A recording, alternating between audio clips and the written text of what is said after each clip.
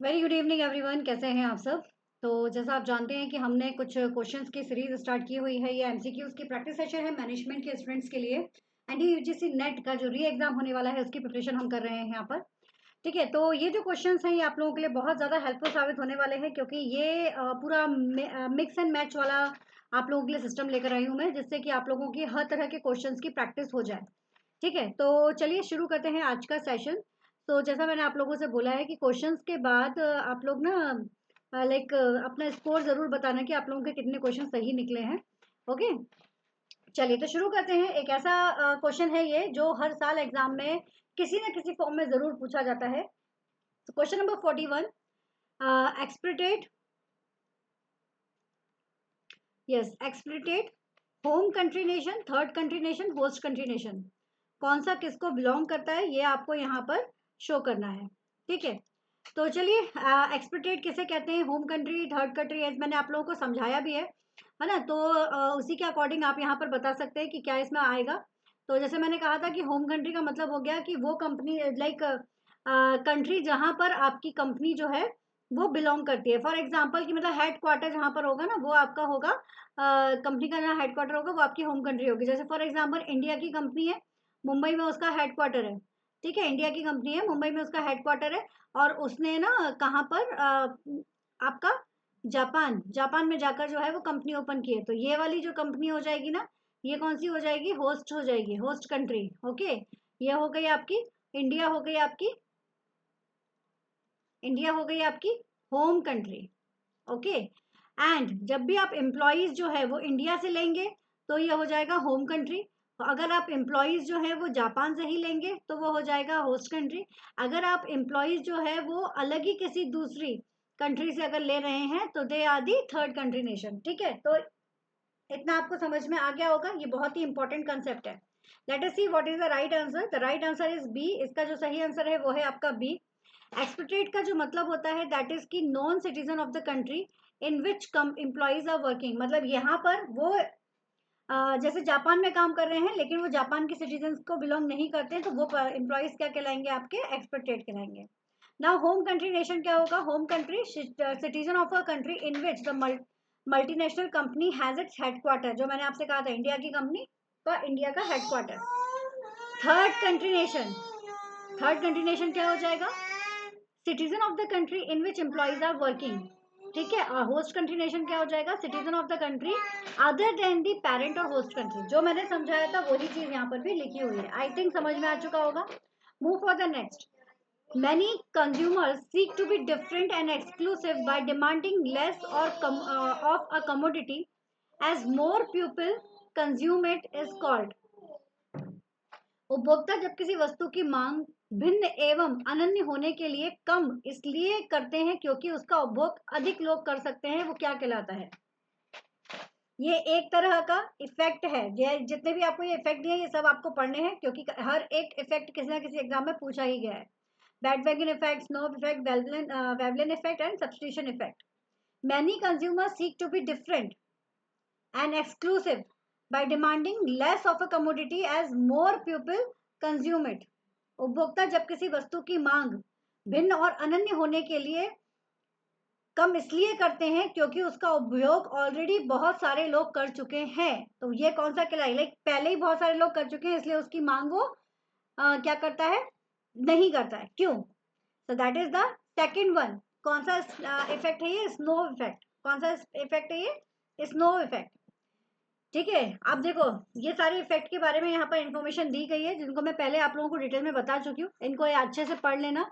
ये सारे इफेक्ट यहाँ पर बताए गए हैं already.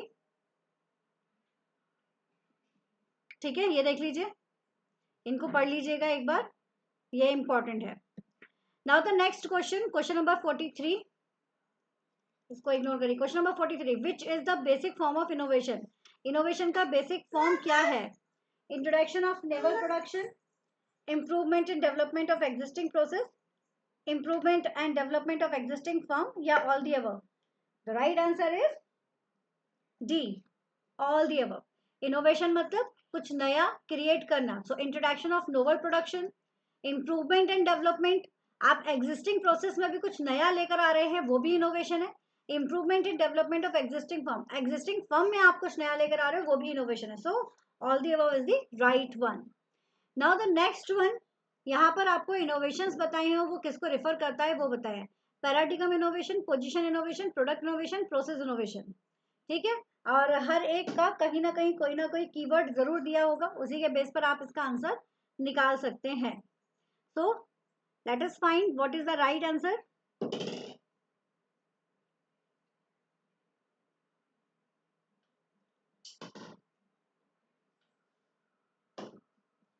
A is the right one. अब देखो कुछ चीजें ना, जैसे कि प्रोडक्ट दिया गया है, इसका सही आंसर है प्रोडक्ट दिया गया है, प्रोडक्ट. और यहाँ पर देखो कि चेंज इन द थिंग्स, तो कहीं ना कहीं ये एक दूसरे को रिलेट करते होंगे, तो सी का आपका वन आना चाहिए. ये देखिए, ये देखो सी का वन दिया गया है, राइट. तो ये हाँ आपको दिए गए हैं ऑलरेडी, कीवर्ड्स दिए हैं, आपको पहचानने हैं. Paradigm innovation, change in the change in the underlying mental model which framed what the organization's done. Position innovation, change in the context in which product service are introduced. जहां पर product और service को introduce किया जाता है उसकी बात हो गई. ठीक है. पोजीशन, प्रोडक्ट मैंने आपको बता ही दिया. प्रोसेस इनोवेशन, प्रोसेस यानी कि तरीका, तो तरीका यानी कि way, change in the way in which they are created and delivered. And sorry for the disturbance. आपको पता है बच्चे के साथ में क्लास लेना भी बहुत मुश्किल हो जाता है, तो आज वो मैडम हमारी सोई नहीं है, तो उनके जागते ही क्लास ली जा रही है, इसलिए पीछे से डिस्टर्बेंस आ रहा हो, तो उसको इग्नोर करते हुए सिर्फ आप अपने क्वेश्चंस पर फोकस कीजिएगा. सो the right answer is a. Now the question number आपका 45. What is not the hallmark of successful entrepreneur. अब यहाँ पर ना एक चीज इंपॉर्टेंट है, कई बार हम एग्जाम में नॉट को इग्नोर कर देते हैं, एक्सेप्ट को इग्नोर कर देते हैं, तो इस तरह की गलती ना करें, इससे आपके एग्जाम में क्वेश्चन गलत होने के पूरे पूरे चांसेस होंगे. तो what is the not the hallmark of successful entrepreneur. Successful entrepreneur के लिए एक हॉलमार्क क्या नहीं है. Risk bearing capacity, persistence, less flexibility or self confidence. Which one is the not a hallmark of entrepreneur? The right answer is C, less flexibility. भाई less flexibility उसका hallmark हो ही नहीं सकता, क्योंकि इंटरप्रेन्योर को अगर बिजनेस में रन आउट करना है तो फ्लेक्सिबल होना बहुत ज्यादा जरूरी है, तभी तो सिनेरियो के अकॉर्डिंग वो अपने आप को चेंज कर पाएगा.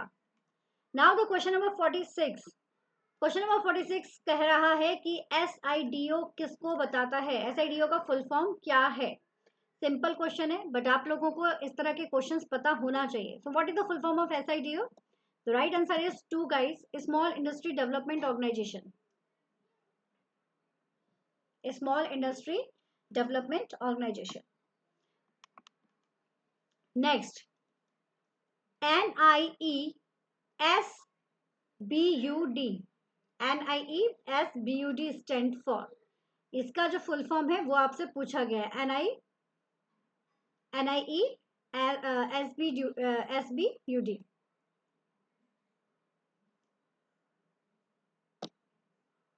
The right answer is 3. This is National Institute for Entrepreneurship and Small Business Development. Okay, ये अगर नहीं पता है तो उनको नोट डाउन कर लीजिए, इंपॉर्टेंट है ये चीजें. इसके अलावा इसको आप लोग जरूर नोट डाउन करके रख लेना. ये सारे भी जितने भी इंस्टीट्यूशनल सपोर्ट्स हैं, नाबार्ड हो गया, RSBC हो गया, NSIC हो गया, सिडबी, है ना, इन सबको यहाँ पर आपके फुल फॉर्म बताए गए और ये सभी बहुत इंपॉर्टेंट है. Now the next one is what is EPRG stand for. EPRG का फुल फॉर्म क्या है. तो ये तो आई थिंक इतनी बार पढ़ा है तो सभी को पता होना चाहिए. The right answer is C guys, C is the right one. That is ethnocentric, polycentric, regionocentric, geocentric. ठीक है, ये ग्राफिक नहीं होता है, सेंट्रिक होता है, ध्यान रखिएगा. Next question, question number 49. According to which model the invented product are first introduced in high income country, then shifted to the upper middle income country, and then finally shifted to the lower income country.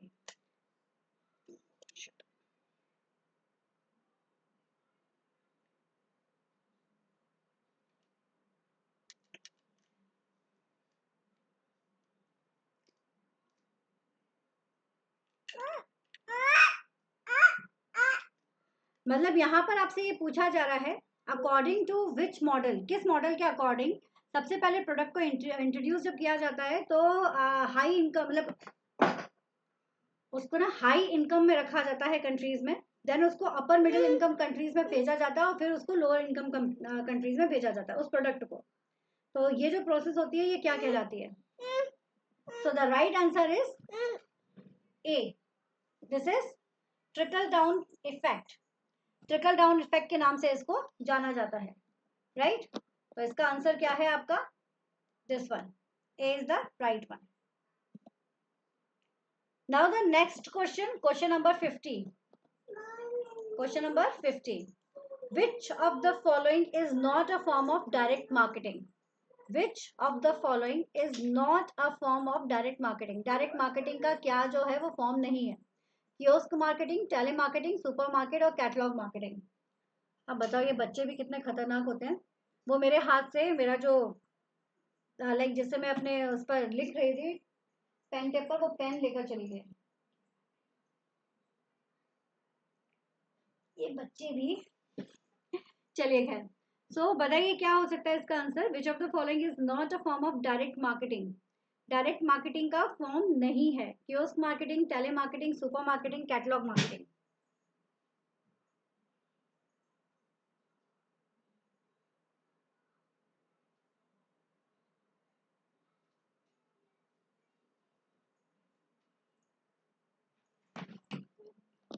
So the right answer is C. C is the right answer. Supermarket जो है ये आपका direct marketing का part नहीं है ना, direct marketing का form नहीं है। This is the super market.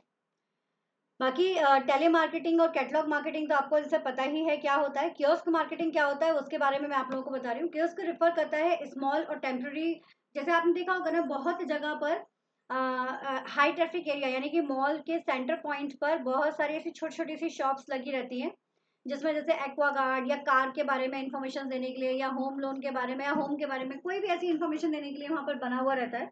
तो ये जो छोटी छोटी सी जो बने रहते हैं ना स्टॉल्स, ये आपके कियोस्क कहलाते हैं। ठीक है, तो small temporary stand along booth होता है ये। नेक्स्ट क्वेश्चन नंबर 51, असर्शन कह रहा है यहाँ पर, असर्शन और रीजंस आपको दिए गए हैं। तो असर्शन कह रहा है buying behaviour patterns are synonymous with buying habit, कि जो बाइंग बिहेवियर पैटर्न होता है वो बाइंग हैबिट का ही एक प्रकार होता है यानी सिनोनिमस होता है। वही रीजन कहा जा रहा है habits are developed as tendencies towards an actions and they become the spontaneous over time. habits are developed habits are developed as tendency toward an actions and they become the spontaneous over time. Is it true? Like आपको ये बताना है कि assertion and reasons में क्या सही है क्या गलत है। So the right answer is D. इसका सही आंसर है D. Only reason is the correct one. इसका सही आंसर क्या है? D, only reason is the correct one. क्यों? असर्शन कह रहा है कि buying behaviour pattern is the synonymous of buying habit, it's not the correct one. Why? देखिए, buying behaviour pattern are not the, because habits क्या होती है? Habits are develop as tendency toward the action. जैसा हम करते जाते हैं वैसे वैसे हमारी हैबिट बनती जाती है। जैसे फॉर एग्जाम्पल आपने सुबह 5 बजे उठना शुरू किया, एक दिन उठे, 2 दिन उठे, 3 दिन उठे, आपने अगर रेगुलरिटी में उसको लेकर आ गए तो इट्स क्रिएट योर हैबिट, वो आपकी हैबिट जो है वो क्रिएट हो जाएगी। Pattern show up predictable mental design, ये आपके मेंटल डिजाइन के ऊपर डिपेंड करता है। ठीक है ना, तो ये बाइंग बिहेवियर का पैटर्न नहीं है। ओके, चलिए now next question, question number 52, which of the following is not including under the money market? इनमें से क्या चीज है जो मनी मार्केट में इंक्लूड नहीं होती है?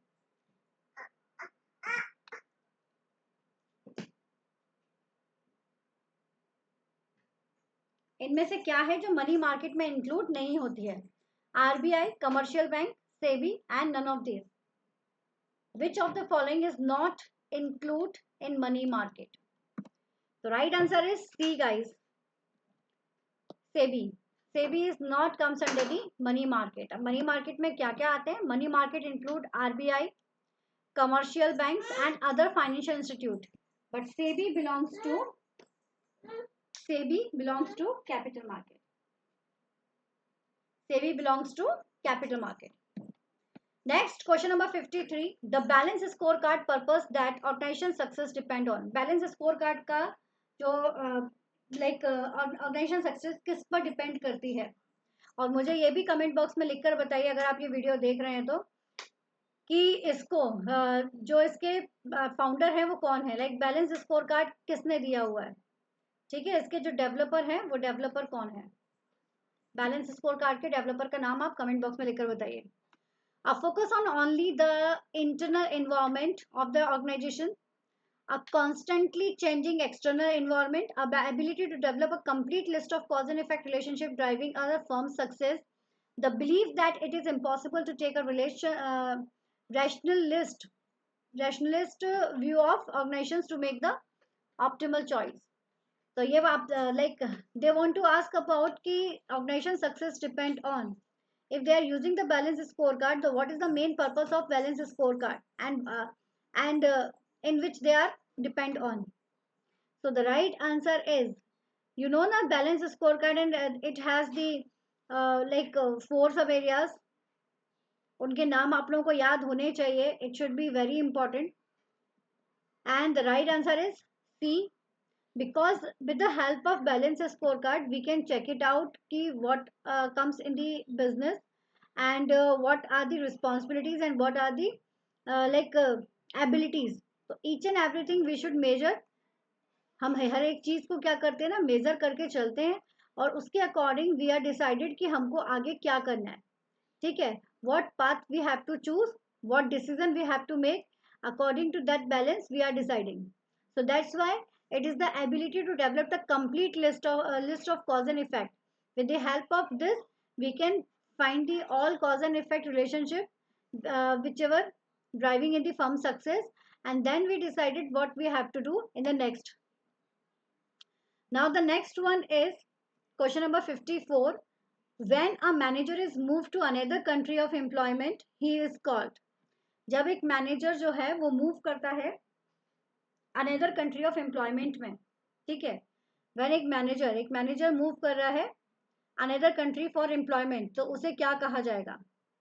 एम्प्लॉयमेंट के लिए वो दूसरी कंट्री में मूव कर रहा है, he is moving to the another country for the employment, for the job, then what he is called, international manager, foreign manager, expatriate, या फिर none of these. It's very important question, and it's very I think it's easy one and you can easily get the answer. So the right one is C. C is the right one. Expatriate, और हिंदी में हम जिसे कहते हैं प्रवासी, Hindi we call प्रवासी. Expatriate is a term used to describe an employee who is temporarily or permanently assigned to work in a foreign country.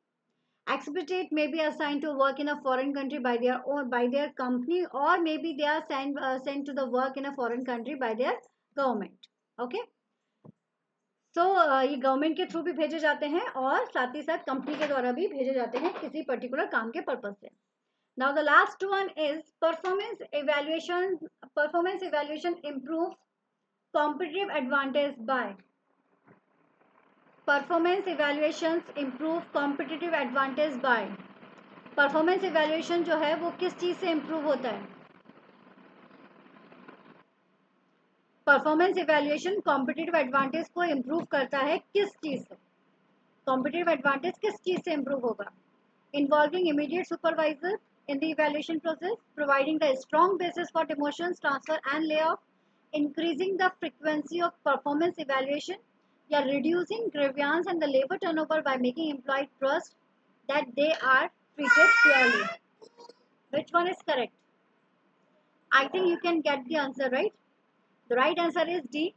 As you know, the performance evaluations तभी successfully run हो सकता है when जो evaluator है वो आपका evaluator जो है it we can say unbiased हो, ठीक है. If he is unbiased so we can get the good result. So that's why the performance evaluations help to improve the competitive advantage. Because like हमारे जो employees हैं they can stuck in the company if they get the good performance evaluation, right? So reducing grievance with the help of this, reducing grievance, labor turnover, and by making the employee trust and they are treated fairly. Like उनको अगर feel आ गया कि yes उनके साथ अच्छा हो रहा है तो सब कुछ अच्छा होगा कंपनी में, मतलब वो टिके रहेंगे, टैलेंट हमारी कंपनी में रहेगा और बेटर से बेटर काम होगा. So this is all for today. Thank you so much. And if you like the video तो वीडियो को लाइक करना, कमेंट करना बिल्कुल मत भूलिएगा और अपने इसको ज़रूर मेरे साथ शेयर कीजिए. वीडियो को जितना हो सकता है उतना शेयर कीजिए जिससे कि बाकी बच्चों तक भी इन्फॉर्मेशन पहुंचे. एंड चैनल पर फर्स्ट टाइम है तो सब्सक्राइब करना बिल्कुल मत भूलिएगा. All the best, take care. इसके अलावा जो बच्चे मैनेजमेंट से प्रिपरेशन कर रहे हैं तो मैनेजमेंट की प्लेलिस्ट ऑलरेडी चैनल पर अवेलेबल है, आपको नीचे डिस्क्रिप्शन बॉक्स में भी मिल जाएगी, वो आप लोग देख लीजिए, उसको गो थ्रू क्लिक कर लीजिएगा. It definitely help you. Thank you so much.